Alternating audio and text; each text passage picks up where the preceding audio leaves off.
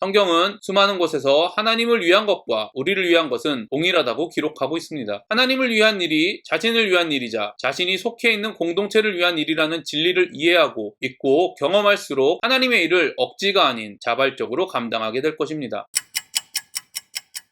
안녕하세요. 바이블 TMI의 마카리오스입니다. 한국 사회는 점점 고령화 사회가 되고 있습니다. 그래서 많은 사람들이 노후 보장을 목적으로 집을 사고 각종 보험과 재물을 모으는 것을 지혜 있는 일로 생각합니다. 역사를 보면 시대를 막론하고 대부분의 사람들은 시간과 능력, 열정을 자기 소유를 얻고 모으는 데 사용하였으며 매우 중요하게 생각했고 합법적이며 다른 사람에게 피해를 주지 않으면서 많은 재물을 소유하는 것을 인생의 우선순위이자 목표로 삼았습니다. 더 나아가 많은 재물을 소유하기 위해서 불법을 저지르고 다른 사람에게 피해를 주는 것을 합리화하는 사람이 많은 것 역시 현실입니다. 이런 세상에 속한 그리스도인들을 향해 예수님은 이렇게 말씀하십니다. 너희를 위하여 보물을 땅에 쌓아두지 말라. 거기는 좀과 동록이 해하며 도둑이 구멍을 뚫고 도둑질하느니라. 오직 너희를 위하여 보물을 하늘에 쌓아두라. 거기는 좀이나 동록이 해하지 못하며 도둑이 구멍을 뚫지도 못하고 도둑질도 못하느니라. 24절을 보면 땅의 보물은 재물로 대표됩니다. 은행이나 증권 등이 있어 자신의 재산을 직접 소유하지 않아도 되는 현대사회와 달리 성경이 쓰여진 당시에는 모든 사람들이 자신의 재물을 자신의 집이나 은밀한 곳에 모아두었습니다. 그래서 수많은 사람들이 재물에 녹이 슬거나 도둑맞는 일을 피할 수 없었습니다. 예수님은 당시의 상황을 비유로 말씀하시면서 이 땅의 재물은 죽을 때 가져갈 수 없는 유한한 재물이라는 것을 가르치고 있습니다. 24절을 보면 하늘의 보물은 하나님으로 대표됩니다. 하나님은 영원하시며 변하지 않으십니다.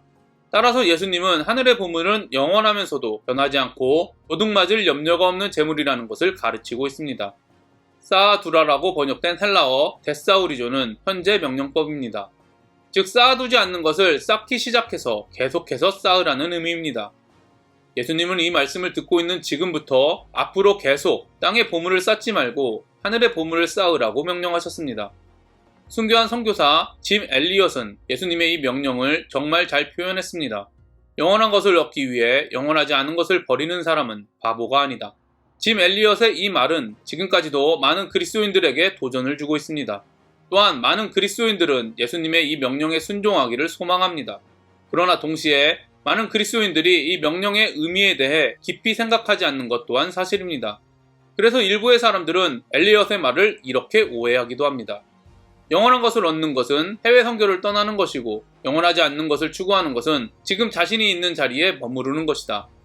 그래서 엘리엇의 말은 해외 선교를 동원하는 데 가장 많이 사용되는 말이기도 합니다. 그러나 저와 같이 산상설교를 계속 보신 분들은 예수님께서 어떤 특정한 행동이 아닌 마음의 변화를 말씀하고 계시다는 사실을 알고 계실 것입니다. 또한 성경은 1차적으로 문맥을 통해 해석해야 한다는 것을 알고 계실 것입니다. 그렇다면 본문은 어떻게 하는 것이 보물을 땅에 쌓는 것이고 어떻게 하는 것이 보물을 하늘에 쌓는 일이라고 기록하고 있을까요? 예수님은 은밀하게 하는 올바른 구제, 기도, 금식은 반드시 은밀하게 아버지가 갚으신다고 말씀하신 후 바로 땅의 보물과 하늘의 보물에 대하여 말씀하고 계십니다. 이런 문맥 때문에 R.T. 프랜스는 아버지께서 갚으시는 것과 하늘의 보물을 연결하고 있습니다. 더 앞으로 가면 하늘의 보물은 의를 위해 박해를 받는 사람에게 주어지는 상입니다.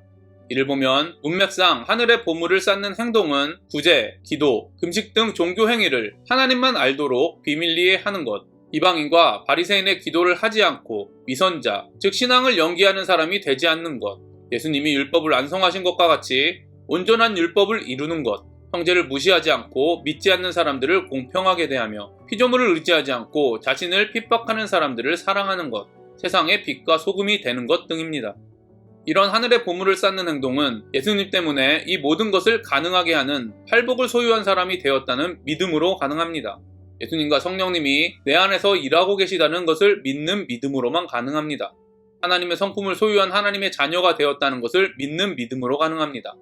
반대로 사람들에게 보여주기 위한 구제, 기도, 금식, 뜻도 의미도 모른 채 정성을 다한 기도, 좋은 신앙인임을 보이기 위한 연기, 자신을 위해 칭찬을 받는 것, 거듭난 본성이 아닌 옛 본성을 만족시키는 행동 등이 땅에 보물을 쌓는 행동임을 알 수 있습니다.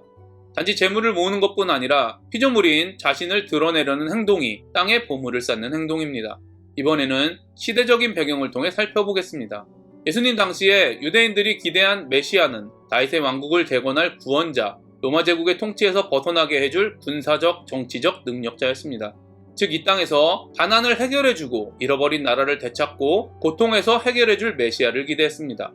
반면에 예수님은 산상설교를 통해 또한 수많은 설교를 통해 자신은 결국은 없어질 이 땅을 소망하는 사람들을 영원한 하나님 나라로 들어가게 하기 위해서 오셨다고 말씀하셨습니다. 가난을 해결하는 것이 복이 아니라 가난해야 복이 온다고 하셨고, 자신을 되찾는 것이 아니라 자신을 부인해야 한다고 하셨으며, 핍박에서 벗어나는 것이 아니라 의를 위해 핍박을 받아야 한다고 하셨습니다. 산상설교를 처음부터 들은 사람들은 이처럼 예수님의 관심이 어디에 있는지 확실히 알고 있기 때문에 이 땅의 보물을 구하는 것과 하늘의 보물을 구하는 것을 확실히 분별할 수 있습니다. 저는 모든 그리스도인들이 영원한 것을 얻기 위해 영원하지 않은 것을 버리는 사람은 바보가 아니다 라고 고백해야 한다고 생각합니다. 그리고 이 고백을 삶에서 이해하고 경험하기 위해서는 성경이 의미하는 이 땅의 보물과 하늘의 보물을 분별할 수 있어야 한다고 생각합니다. 저와 여러분이 분별하여 산상설교에 기록된 하늘의 보물을 계속해서 쌓아가는 하나님의 축복이 임하기를 간절히 기도합니다.